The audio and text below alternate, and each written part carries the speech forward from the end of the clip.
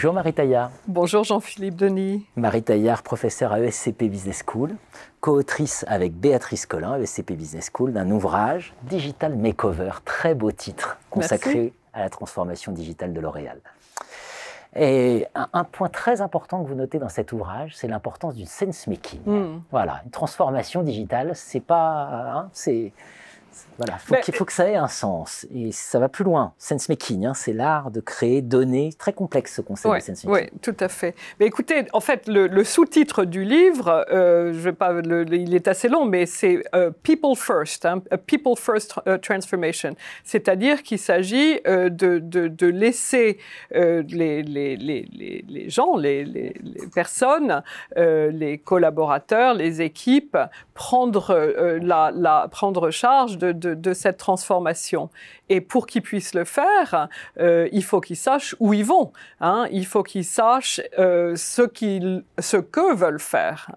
Et donc, il faut qu'ils aient l'impulsion qui vient du top, du haut, mais qu'ils puissent se l'approprier, cette impulsion, et comprendre le sens de cette transformation pour eux.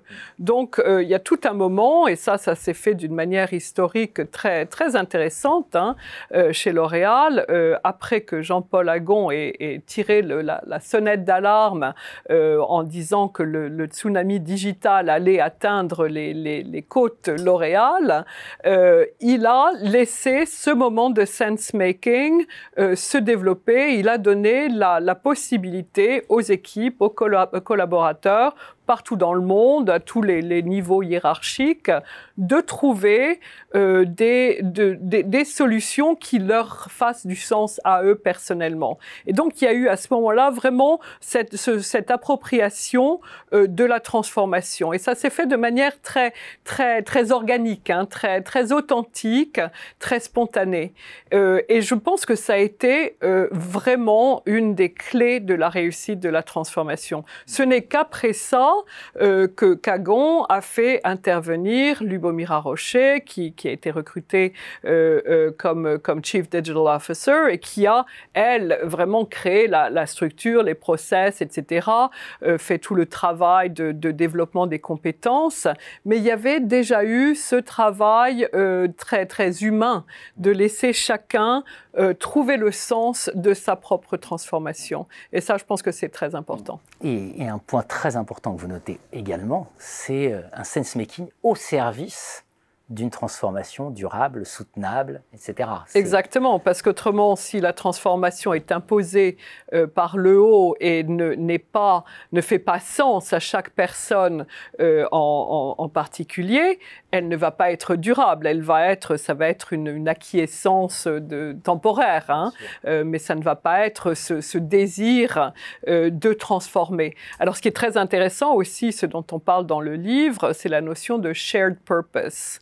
De vraiment vouloir travailler ensemble de manière, ce qu'on appelle interdépendante, de créer un véritable système, quand on parle de system thinking, pour avancer ensemble, pour transformer ensemble. Et c'est évident, surtout dans un monde digital, que cette interdépendance des parties prenantes est extrêmement forte et que si chacune des parties prenantes n'a pas fait son propre sense-making, on ne va pas y arriver. C'est si simple que ça. Bien sûr. Un dernier point, vous pointez l'importance du consumer centricity.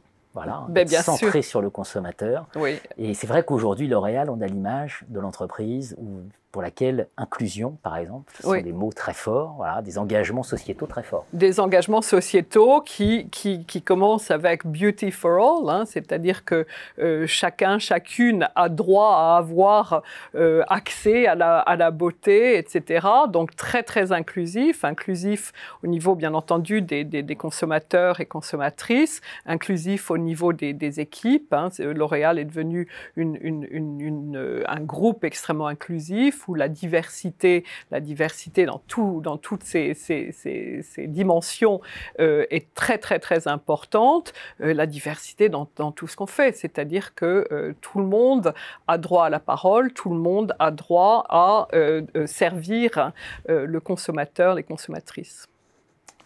Digital Makeover, le cas L'Oréal, les leçons du cas L'Oréal. C'est vrai que le premier impact du digital, c'est de toucher tout le monde. Voilà. Donc, chacune et chacun. Et chacun, exactement. Dans sa singularité. Merci Marie Taillard. Merci Jean-Philippe.